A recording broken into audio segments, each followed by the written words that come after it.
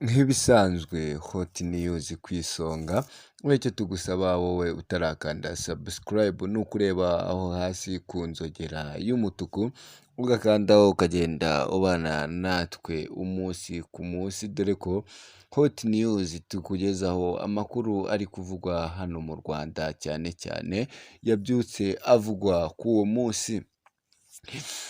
Mu makuru rero tugufitiye mw'iki gitondo, Rulindo abantu 30 bafatiwe mu bikorwa binyuranye, dore ko ibyo bikorwa bitemewe hano mu gihugu cy'u Rwanda.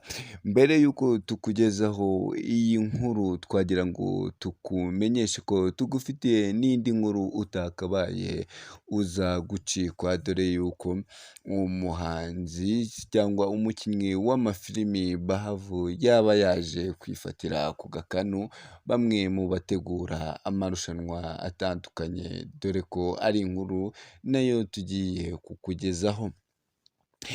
Muri Rulindo abantu 30 batawe muri yombi, dore ko bariho bacuruza amabuye y'agaciro mu buryo butemewe.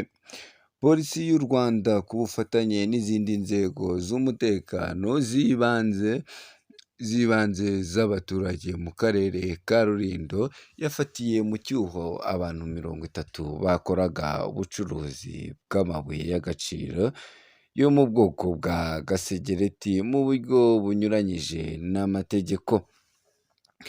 Twavuga ko rero ari ibikorwa polisi yaje gukora ubwo yamenyaga amakuru y'aba bagabo 30 ndetse bagahita batabwa muri yombi.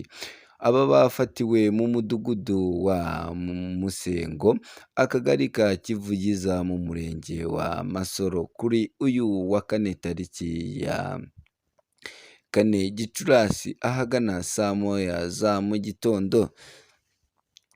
Superintendent of Police CIP Alex Ndayisenga, ushinzwe guhuza ibikorwa na polisi n'abaturage mu ntara y'Amajyaruguru, yavuze ko bafashwe biturutse ku makuru yatanzwe n'abaturage. Uyu superintendent yakomeje agira ati: twahawe amakuru n'abaturage bo mu mudugudu wa Musengo ko hari abantu batangije ubucuruzi bw'amabuye y'agaciro ya gasegereti mu mirima y'abaturage yo muri uwo mudugudu. Ku bufatanye n'izindi nzego z'umutekano n'inzego z'ibanze, twateguye igikorwa cyo kubashakisha. Hafatirwa abantu 30 bari bafite ibikoresho gakondo bifashishaga birimo ibitiyo 28, amapiki 3 n'amasuka 3. CIP Ndayisenga yashimiye abatanze amakuru yatumye bafatwa, yibutsa ko ubucukuzi bw'amabuye y'agaciro bukorerwa mu birombe byemewe hifashishijwe ibikoresho byabugenewe kandi bugakorwa n'ababifitiye uruhushya rwatanzwe n'urwego rubifitiye ububasha mu rwego rwo kubungabunga ibidukikije no kwirinda impanuka zihitana ubuzima bw'abakora ubu bucukuzi. Uyu CIP yakomeje kandi anaburira abakomeje kwica amatwi bakishora mu birombe, mu mirima y'abaturage ndetse no mu migezi bashakishamo amabuye y'agaciro mu buryo bunyuranyijwe n'amategeko, ko ibi bikorwa byo kubafata bizakomeza bagashyikirizwa inzego z'ubutabera. Itegeko nomero 58 ryo kuri 2018 ryo kuwa 13 z'ukwa munani 2018 rigenga ubucukuzi bw'amabuye y'agaciro nka kariyeri, ingingo ya 54 ivuga ko umuntu wese ushakashaka cyangwa ucukura, utunganya, ucuruza amabuye y'agaciro cyangwa kariyeri nta ruhushya aba akoze icyaha. Iyo abihamijwe n'urukiko ahanishwa igifungo kitari munsi y'amezi abiri ariko kitarenze amezi atandatu n'ihazabu y'amafaranga y'u Rwanda atari munsi ya miliyoni imwe ariko atarenze miliyoni eshanu z'amafaranga y'u Rwanda cyangwa kimwe gusa muri ibyo bihano. Urukiko rutegeka kandi ko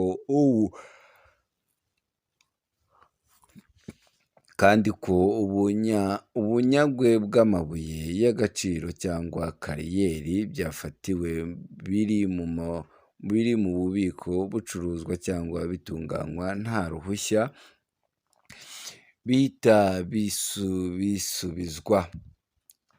Twavuga ko rero ibi ari ibikorwa polisi y'igihugu yaba ikomeje kugenda ikora, dore yuko yagiye ihagurukira abantu nk'aba ngaba. Naho mu yandi makuru, Minisitiri w'Intebe Dr Edouard Ngirente yagiriye uruzinduko mu Burundi aho yitabiriye inama ya 11 ishyirwa mu bikorwa by'amasezerano y'amahoro n'umutekano n'ubutwererane muri Repubulika na Demokarasi ya Kongo mu karere k'ibiyaga bigari. Dr Ngirente yakiriwe na mugenzi we w'u Burundi, Retired General de Police Ndirakubuca Juvenal Gervais ku kibuga mpuzamahanga cy'indege cyitiriwe Melchior Ndadaye. Aya masezerano yashyizweho umukono ku wa 24 Gashyantare 2013 muri Addis Abeba muri Ethiopia n'ibihugu birimo DRC, Angola, Repubulika na Demokarasi ya Kongo, Afurika y'Epfo, Tanzania, Uganda, Repubulika Centrafrica, Uburundi, u Rwanda, Sudani y'Epfo ndetse na Zambia. Ni amasezerano ateganywamo ko DRC yagombaga gushyira imbere amavugurura mu nzego z'umutekano, by'umwihariko mu gisirikare na polisi. Twavuga ko rero uru ruzinduko rukomeje kuri Minisitiri w'Intebe w'u Rwanda Dr Ngirente Edouard, aho aba yitabiriye iri huriro hano mu gihugu cy'u Burundi. Dusoza amakuru yacu, reka tugushimire wowe wari uri kumwe nacu, tugushishikariza gukanda subscribe kugira ngo amakuru